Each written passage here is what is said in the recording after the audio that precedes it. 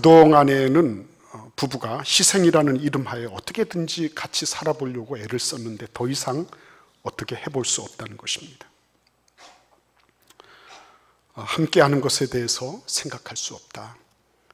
신물이 난다. 더 이상 생각해 볼 여지가 없다. 왜냐하면 해볼 만큼 해봤으니까. 이런 얘기를 이혼 법정에서 하고 있었습니다. 이혼 사유의 60%가 넘는 비율은 거의 다가 상대방의 성격 때문이라는 것입니다.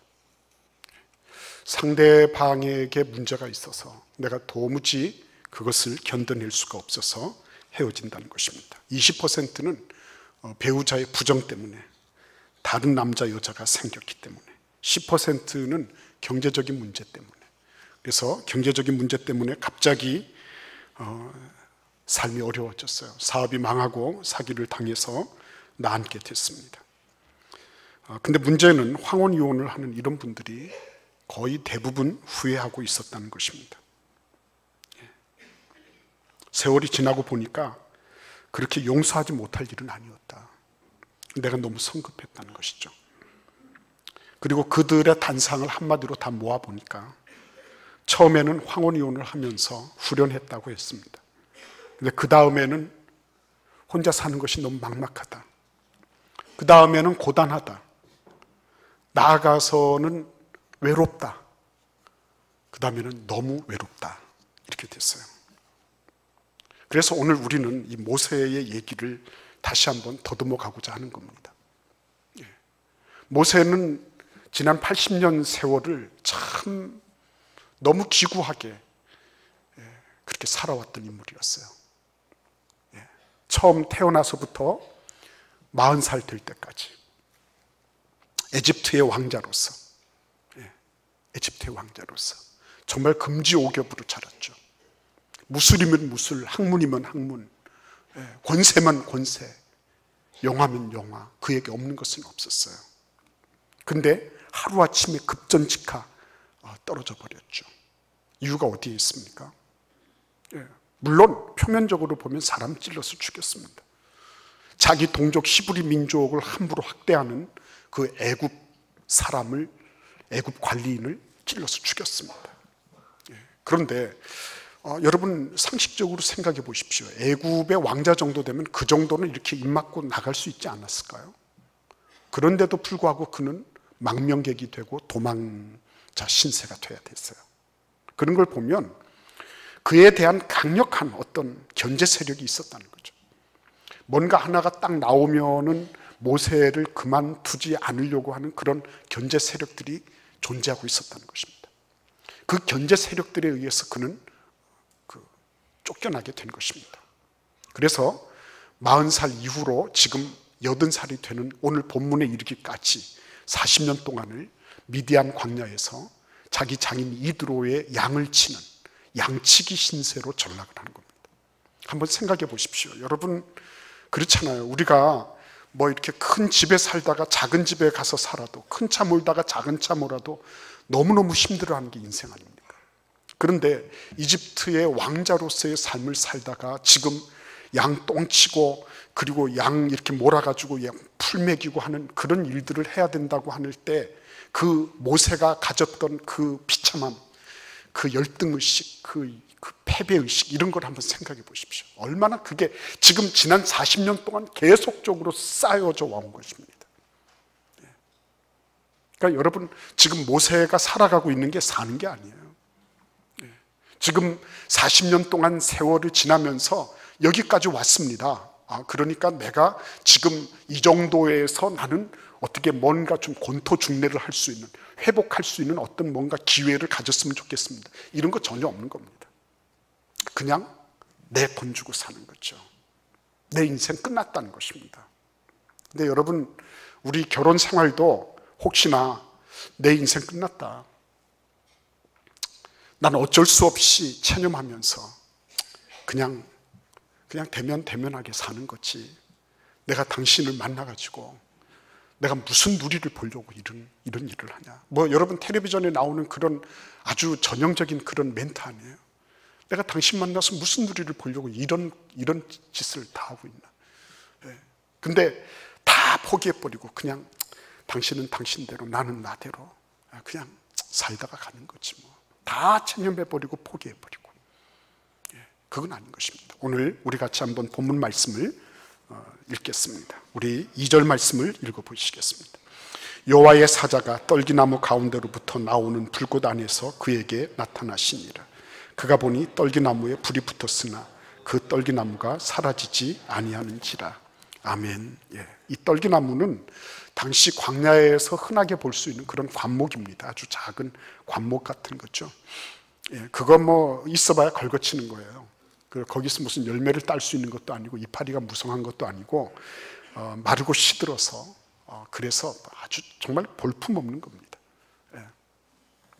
근데 이 볼품없는 떨기나무, 그 떨기나무 앞에 하나님께서 모세를 세우고 계신 것입니다. 왜 그랬을까요?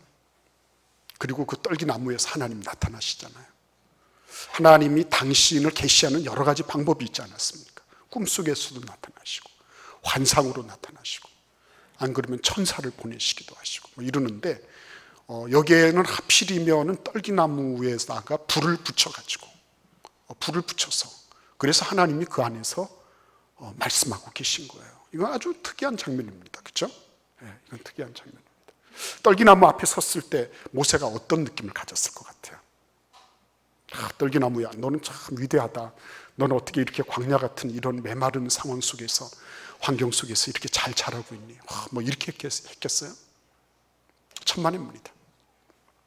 야, 네 꼴이나 내 꼴이나 다 비슷하구나. 네가 그렇게 영락없이 조락해가는 모습이나 내가 왕궁에 살다가 여기 이 이집트 이 미디안 광야의 이 베두인 사람들처럼 천막치고 사는 이런 모습을 보이는 거나 너나 나나 다 피장파장이구나. 그런 모습을 생각하지 않았겠습니까? 떨기나무는 어떻게 보면 모세가 지금 현재 자기 자신의 삶을 보고 있는 것처럼 모세의 지난날의 모든 것들을 상징화하고 있는 그런 비유라고 볼 수 있는 것입니다. 저 떨기나무는 피하고 싶은 거죠. 그죠? 이렇게 양을 몰고 가다가도 양들이 혹시나 거기 이파리라도 몇 개 붙어 있으면 뜯어 먹을지 모르지만 양들을 몰고 가더라도 그 떨기나무는 그거는 피하고 싶은 거예요. 그리고 별로 눈길도 주지 않고 가치도 없으니까, 쓸모도 없으니까 누구 한 사람의 시선을 끌어모을 수 있는 게 아무것도 없는 거예요. 근데 모세 역시 마찬가지예요. 아무도 자기를 돌아봐 주지 않아요. 아무도 알아주지 않아요. 아무도 당신이 지난 40년 동안 이집트 왕궁에 있었으니까 그러니까 당신에게 뭐 어떤 희망을 걸어보겠다든지 이런 거 없어요. 그냥 떨기나무나 지금 모세나 다 거기서 거긴 겁니다.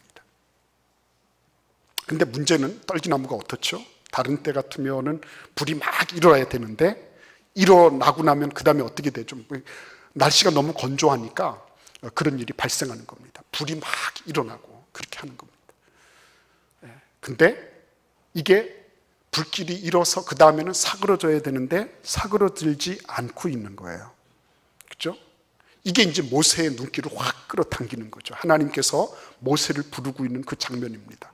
가까이 가니까 막 이 떨기나무가 타닥타닥 소리를 내면서 타는 그런 소리가 막 들리는데 그런데 불길이 쉽게 꺼지지 않고 있는 거예요. 하나님께서 지금 어떻게 하시는 겁니까? 모세하고 똑같이 닮은 떨기나무 앞으로 모세를 부르고 계십니다. 어디에서요? 불을 활활 내면서 타닥타닥 소리를 내면서. 우리 같이 한번 말씀을 읽어볼까요? 우리 같이 3절과 4절을 같이 읽어보겠습니다. 이에 모세가 이르되 내가 돌이켜 가서 이 큰 광경을 보리라. 떨기나무가 어찌하여 타지 아니하는고 하니 그때에 여호와께서 그가 보려고 돌이켜 오는 것을 보신지라. 하나님이 떨기나무 가운데서 그를 불러 이르시되 모세야 모세야 하시매 그가 이르되 내가 여기 있나이다. 아멘. 그 떨기나무 있죠. 그 떨기나무에로 가까이 갔을 때 그때 그 불은 타고 있지만 사그러들지 않은 그 떨기나무 속에서 하나님을 만나는 거예요. 그 떨기나무가 소리를 내면서 불타오르지 않았다면 아마 모세는 그냥 이번에도 패스했을 거예요. 그냥 지나쳐 버렸을 거예요. 저거 볼품없는 거, 보기 싫은 거, 아유 저거 뭐 어떻게 저런 게 있어 하면서 그냥 지나쳐 버렸을 거예요. 그런데 그 안에 누가 있었습니까? 하나님이 계셨어요. 그러니까 여러분, 시끄럽고 와글거리고 갈등의 여지가 있는 것은 역설적으로 뭐라고요? 우리에게 우리의 생에 있어서 아주 중요한 그런 보물을 깨달을 수 있는 그런 기회를 줄 수 있다는 것입니다. 그러니까 여러분, 어떻게 보면 지금 현재 나에게 있어서 와글거리는 이것은 나를 보물로 불러들이시는 하나님의 음성일 수 있는 거예요. 그게 왜 나한테 이런 문제가 생겼습니까? 라고 얘기하기 이전에 우리 부부는 이게 아주 고질병입니다. 난 이게 없으면 나는 살 것 같아요. 뭐 더 이상 이런 소리 하지 마. 이런 거 저런 거 없었으면 좋겠지만 정말 나는 이것만 없으면 진짜 살 것 같아요. 그래도 여러분, 바로 그 부분이 하나님이 나를 부르시는 그 보물이 있는 곳이라는 것을 기억할 필요가 있는 것입니다. 떨기나무에로 갔어요. 근데 거기에서 하나님을 만납니다. 그리고 하나님의 음성이 들립니다. 5절을 같이 읽어보겠습니다. 하나님이 이르시되 이리로 가까이 오지 말라. 내가 선 곳은 거룩한 땅이니 내 발에서 신을 벗으라. 아멘. 여러분, 여기에서 왜 하나님이 거룩한 땅이라고 말씀하시죠? 왜 거룩한 땅? 지금까지 계속 그렇게 봤는데 뭐가 거룩해요? 하나님이 임재에 계신 곳이니까. 하나님이 임재에 계신 곳은 지난 40년 동안 뻔질나게 그곳을 다녔던 모세에게 있어서는 거룩하지 않은 땅이었어요. 그리고 그런 광야였습니다. 메마른 땅이었어요. 그런데 이제 하나님이 계시면서 그 땅은 말 그대로 거룩한 땅이 됐어요. 거기에서 하나님 뭐라고 말씀하시죠? 내 발에서 신을 벗으라. 신을 벗으라는 말은 무엇입니까? 겸손하고 겸비해라. 내가 종됨을 알아라. 그런 뜻도 있어요. 그러나 다른 면으로는 이런 뜻도 있습니다. 신을 벗는다는 것은 자기의 모든 옷을 벗는 것과 같은 거예요. 나신을 드러내는 것과 같은 거예요. 다 옷을 벌거벗는 것과 같은 거예요. 그러니까 모세가 그 떨기나무 앞에서 훨훨 불타고 있는 그 떨기나무 앞에서 신을 벗었다고 하는 것은 모세가 자기의 모든 것들을 벗어 던졌다는 거예요. 자기 부끄러운 거, 수치스러운 과거들, 자기의 실수들, 잘못들, 그죠? 이런 모든 것들, 드러내고 싶지 않은 모든 것까지 다 드러난 거예요. 근데 여러분, 지금 누구 앞에 있다고요? 하나님 앞에 있잖아. 하나님 앞에. 하나님 앞에 있는데, 근데 지금 모세는 벌거벗어야 돼요. 이건 뭘 의미하는 겁니까? 가장 거룩하신 하나님 앞에 가장 거룩하지 못한 모습으로 존재하는 거예요. 이게 뭘 의미하는 겁니까? 바꿔 말씀드리면 이것은 에덴 동산이 다시 시작된 거예요. 벌거벗었으나 부끄러워하지 않아요.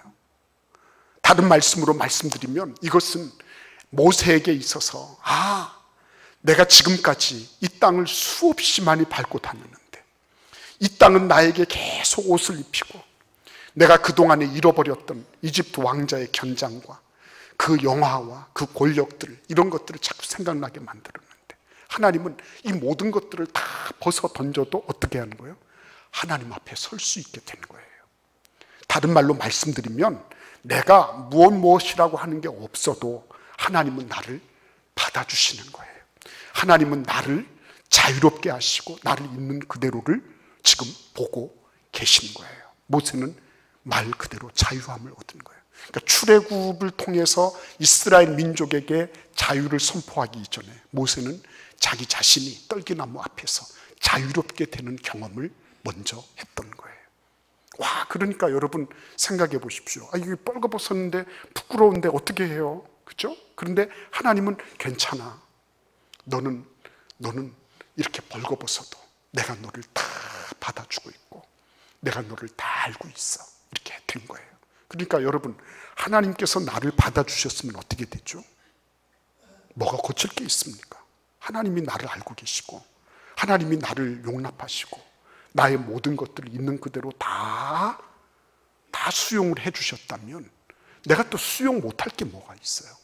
문제는 어디 있냐면 내가 나의 지형을 잘 모른다는 거예요. 저 역시도 마찬가지고 아마 여러분들 가운데서도 내가 그냥 있으면 나는 나대로 그냥 괜찮은 것처럼 여겨요. 그렇지 않습니다. 가치 있는 일을 위해서는 가치 있는 시간이 필요한 거예요. 내가 의식적으로 관심을 가지고 시간을 투여해야 되는 거예요. 그런데 나는 자동적으로 모든 것이 내가 나를 가장 잘 안다고 생각하면서 사실은 자기의 지형과 자신의 영적, 정서적, 지적 혹은 인격적 이런 여러 가지 그 높고 낮은 것들을 이해하려는 시간을 가지지를 못한 거예요. 내가 나를 이해를 하지 못하는데 누가 나를 이해해 주겠어요? 내가 그동안에 살아온 만큼의 엄청난 그런 것들이 막 뭉쳐 있는 겁니다. 높고 낮은 수많은 지형들, 뾰족뾰족한 골짜기들, 암석들, 암반들 이런 것들이 막 있는 게 내 인생이에요. 근데 그런 것들을 내가 제대로 이해를 하지 못하는데 내 남편이라고 내 아내라고 어떻게 자동적으로 그것을 알아줄 수 있겠습니까? 불가능한 거죠. 그러니까 모세를 하나님이 떨기나무 앞에 세우시면서 네가 내 자신의 모습을 봐라 이렇게 말씀하신 겁니다. 그 볼품없고 메마르고 건조해요. 그래서 불 한 번 탁 타고 나면 그대로 그냥 형해도 없이 그냥 재가 돼서 다 훌훌 날아가야 돼요. 그런데 지금 하나님이 그곳에 계시면서 이 떨기나무가 아니에요. 사라져버리는 떨기나무가 아니라 하나님이 거하심으로 말미암아 이 떨기나무 존재 자체가 완전히 차원을 달리하는 그런 나무가 돼버린 거예요. 마찬가지로 모세는 자기의 모습 속에서 내가 이런 모습이었습니다. 그런데 하나님께서 그 모든 것들을 바르게 직면하게 하시고 그 다음에는 어떻게 해요? 다 그것을 벌거벗기시는 겁니다. 다 벌거벗기시고 나니까 어때요? 아, 부끄러워요 하는데 하나님은 아니야. 내가 너를 받았어. 내가 너를 다 있는 그대로의 모습, 너의 연약한 모습, 네가 80이 돼서 이제는 이빨도 흔들거리고 전립선도 약하고 네가 여러 가지가 부족할 거야. 그러나 내가 있는 그대로 내가 너를 다 받았어. 이렇게 해주신 거예요. 하나님 앞에 자기 자신이 수용됐다고 하는 거, 여기에서부터 모든 게 달라졌습니다. 우리 같이 한번 9절에서 10절도 읽어보겠습니다. 이제 가라. 이스라엘 자손의 부르짖음이 내게 달하고 애굽 사람이 그들을 괴롭히는 학대도 내가 보았으니 이제 내가 너를 바로에게 보내어 너에게 내 백성 이스라엘 자손을 애굽에서 인도하여 내게 하리라. 아멘. 이제 가라 그러시는 거예요. 이제 가라. 여러분 지금까지 모세에게 뭐가 달라졌습니까? 떨기나무 앞에서 신발 벗은 것 외에는 아무것도 달라진 게 없어요. 근데 하나님은 이제 가라 그러십니다. 이제 가라. 다 준비됐다. 가라 말씀하시는 거예요. 아무것도 달라진 게 없는데 하나님은 다 준비됐다고 말씀하시는 거예요. 여러분 이거는 너무 소중한 것입니다. 자기가 하나님 앞에 수용된 것을 아는 사람들은요 다 준비된 거예요. 내가 이런 모습임에도 불구하고, 내가 이렇게 덜 떨어지고 건조하고 메마른 모습임에도 불구하고 하나님이 나를 있는 그대로 받아주셨다. 내 자신의 연약함 그대로를 직면하게 하시고 그 직면한 것으로 그냥 끝나버린 게 아니라 지형 지물을 이해하고 끝난 것이 아니라 그것이 하나님에 의해서 수용되었다고 하는 것을 아는 사람, 이 사람은 자유한 사람입니다. 이 사람만 자유롭게 할 수 있는 거예요. 이 사람만 억압하거나 조종하거나 사람들 사이에서 이렇게 저렇게 해서 인간관계를 어지럽히거나 해서 자기의 의도를 달성하는 그런 약삽한 사람이 아니라 하나님 앞에 있는 그대로 자유를 가진 사람, 내가 하나님 앞에 수용되었기 때문에 자유한 그 사람은 다른 사람들도 자유롭게 해줄 수 있는 거예요. 그래서 여러분 여기 보시면 이제 가라 해놓고 뭐라고 말씀하십니까? 이제 내가 너를 바로에게 보내요. 너에게 내 백성 이스라엘 자손을 애굽에서 인도하여 내게 하리라. 자신만 자유롭게 된 게 아니라 전체 이스라엘 민족을 자유롭게 하는 그러니까 완전히 그 스펙트럼 자체가 달라진 거예요. 보는 눈과 시야가 완전히 달라진 것입니다. 어떻게 했을 때요? 자기가 하나님 앞에 직면했을 때 내가 내 자신을 어떤 존재인지를 알아보려고, 왜 내가 그런 일만 생기면 화가 치밀어 오르는지, 왜 배우자에게 똑같은 일에 대해서 내가 자꾸만 신물을 느끼는지, 이런 부분들을 시끄럽다고 하기 전에 내가 이 부분을 붙잡고 하나님 앞에 깊이 들어가 봐야 되겠습니다. 그 탑 안으로 내가 들어가 봐야 되겠습니다. 하나님, 내가 그런 격정적인 언어들을 배울 수 있게 해주세요. 그 문법들을 내가 알 수 있게 해주세요. 그게 지혜로운 거죠. 부부의 관계는 부부 관계가 좋은 것으로 끝나지 않습니다. 너하고 나만 좋으면 된다, 아니에요. 이전에 나하고 내가 좋아야 돼요. 내가 누구인지를 내가 이해해야 됩니다. 내가 어떤 사람인지를 알아야 됩니다. 그리고 그 사람에서 끝나지 말고 하나님께서 나를 어떻게 그의 아들 예수의 피로 나를 수용하시고 나를 받아주셨는지, 벌거벗은 모습 그대로 다 덜 떨어지고 모든 가치 하나도 없는 그런 죄인된 나를 하나님이 어떻게 받아주셨는지, 이게 되기 시작하면 수용하지 못할 일이 없는 거예요. 내가 그것 때문에 못 살겠다 하는 일은 없는 거예요. 내가 그것 때문에 당신이 좀 없어졌으면 좋겠다, 이런 그런 무서운 그런 범죄와 같은 그런 생각들로부터 자유롭게 되는 거예요. 직면해야 되는 것입니다. 직면해야 되는 것입니다. 저도 때로 보면 묵상하는 게 부담스러울 때가 있어요. 왜 묵상하는 게 부담스러울까? 이렇게 제가 추적해서 들어가 보니까 제 자신이 자꾸만 노출되는 게 싫은 겁니다. 엊그저께도 같은 말씀의 적용이 있었거든요. 그 말씀에 지적을 받았거든요. 근데 고치지 않았어요. 근데 오늘 또 보니까 똑같은 메시지가 또 오는 거예요. 근데 나는 그런 부분이 자꾸만 이렇게 터치되고 노출될 때마다 자꾸 무기력해지는 거예요. 내가 내 꼴이 싫은 겁니다. 내가 그런 것이 부담스러운 거예요. 그래서 말씀 묵상하는 게 괜히 그냥 이렇게 좀 이거 꼭 해야 되나? 근데 여러분, 자기 자신을 직면하는 것은 결코 쉬운 일이 아니에요. 오죽하면 40년 만에 하나님이 모세를 떨기나무 앞으로 불러서 직면하게 하셨을까요? 아마 그 이전에도 많이 타고 탔을 거예요, 아마. 근데 모세는 그것을 외면하고 지나간 거죠. 40년 만에 온 거예요. 그만큼 힘든 거예요. 그러나 여러분, 모세에게 40년이 걸린 거 우리도 40년 걸려야 될까요? 우리도 40년이 걸려야지 내가 제대로 직면한 그런 일들이 벌어져야 될까요? 그렇지 않다고 믿는 겁니다. 하나님, 내가 하나님 앞에 어떤 존재인지, 내가 남을 얘기하고 문제를 말하기 전에 내 자신을 직면할 수 있게 해주세요. 내가 왜 그런지, 왜 반응이 그렇게 나오고, 왜 그런 생각을 하게 되는 건지, 나에게 어떤 상처가 있고 아픔이 있는지, 내가 가리고 싶고 숨기고 싶은 그런 컴플렉스가 뭔지, 하나님 나를 도와주세요. 정직한 기도, 정직한 접근 필요한 것입니다. 오늘 우리가 부부주의를 지나면서 우리의 삶 속에 정말 내 자신의 모습을 탐험에 들어가는, 내 자신을 직면하는 축복이 있기를 기원합니다. 기도하겠습니다. 하나님, 감사합니다. 직면할 수